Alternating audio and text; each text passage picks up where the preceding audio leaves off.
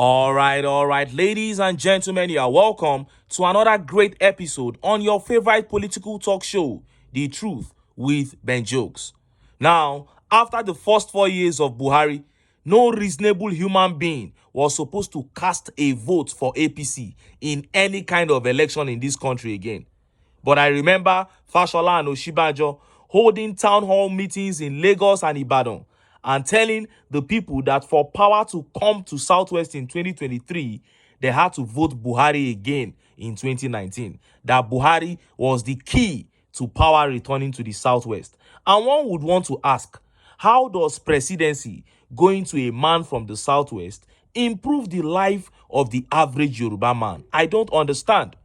But after 8 disastrous years of Buhari, we still found Nigerians who put tribe and religion above competence. Of course, Peter Obi got the most votes in the 2023 presidential election, but the political class had the impetus to manipulate the process because of that population amongst the masses that are champions of ethnicity and religious fanaticism.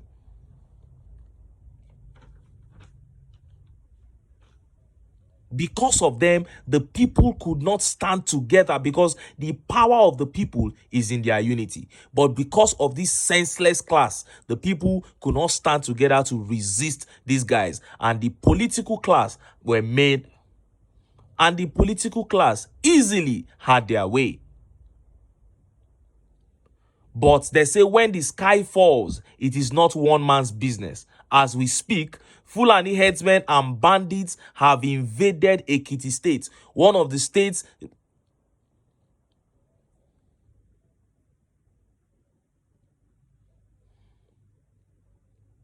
But they say when the sky falls, it is not one man's business. As we speak, Fulani headsmen and bandits have invaded Ekiti State, wreaking havoc. The whole state is in turmoil right now. If you remember, Ekiti State was one of those states where people even voted for APC on credit. But look at what is happening there now. Before I show you details of how they killed traditional rulers and abducted school children, let me quickly show you this video of Peter Obi stepping up to take presidential duties that Tinubu has neglected. See the video of Obi visiting that family of 7 that has been reduced to 6 after they were kidnapped on the Abuja-Kaduna highway. See the video.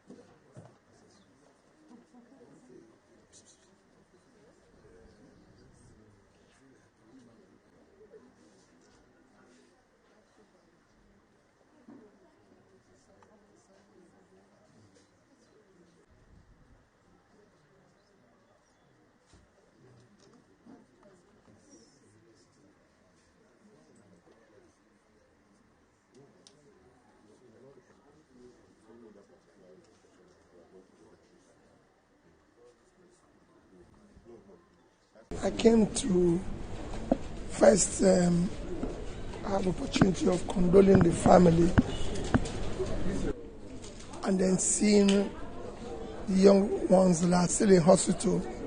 Well, it's for all of us to sacrifice everything possible to see that this criminality is contained. It's not beginning to affect everybody.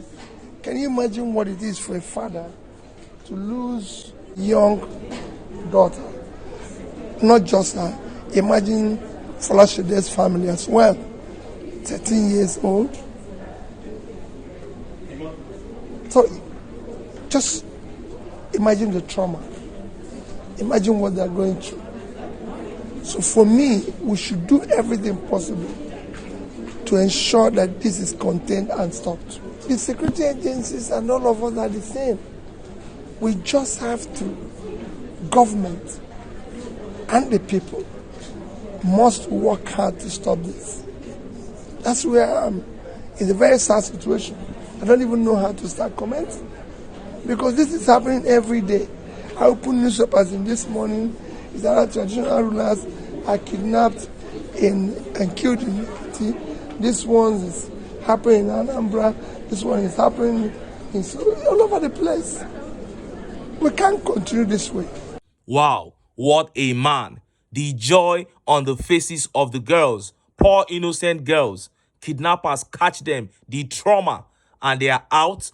The government does not even recognize the fact that anything happened.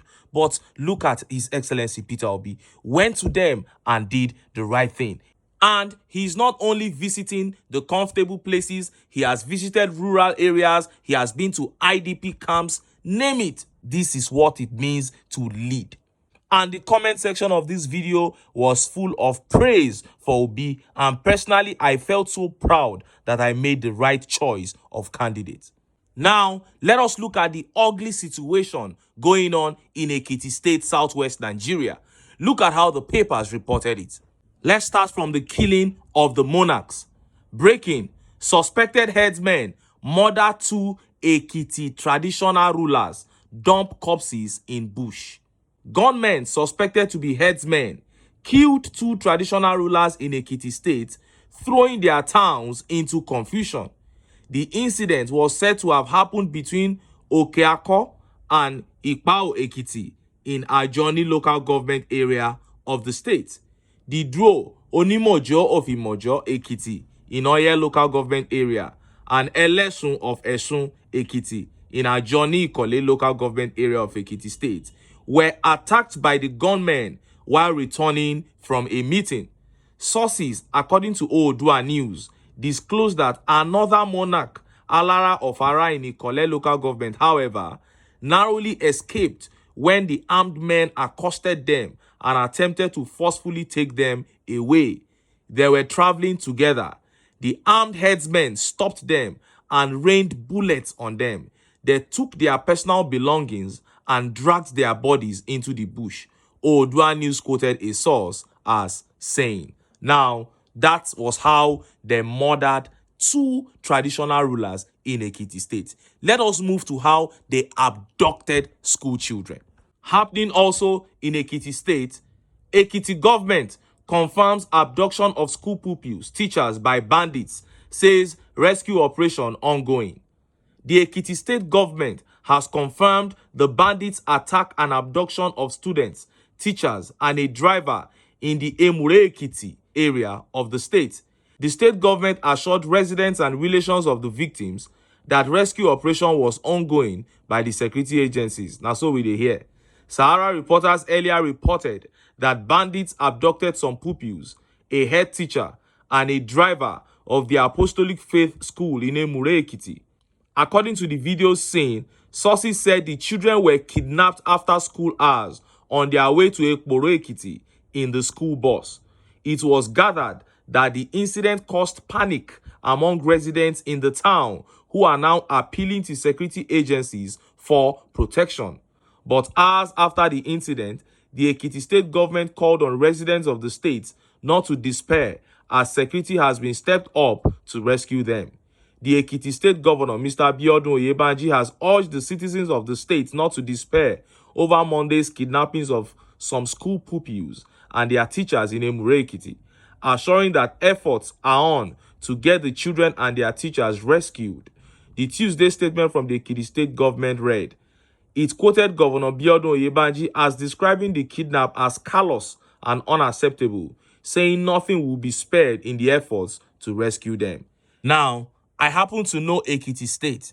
As a matter of fact, I have lived in some of the places mentioned in this article, and I can confirm that they are not remote areas at all. They are like the heart of that state, and that is why the whole state, as a matter of fact, the region is panicking. that bandits can just walk into the heart of Ekiti State and begin kidnapping school children. And look at how Nigerians reacted. Look at some of the tweet reactions. This tweet by Realist says, so Southwest is the focus now. When you have a president who sold his rights even before becoming president, he can't do nothing. And this tweet here says, it is unfortunate, but remember, Emi Lokan.